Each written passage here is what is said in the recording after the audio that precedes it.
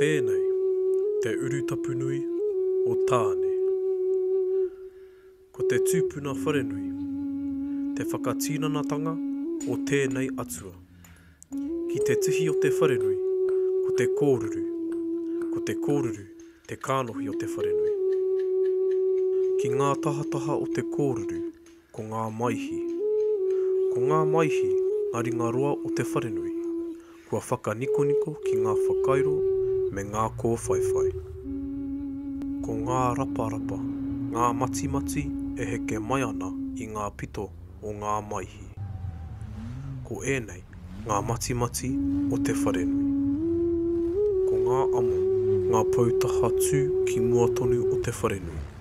E awhi ana i ngā pito o ngā maihi me ngā raparapa. Ko ngā amo, ngā waiwai o te wharenui.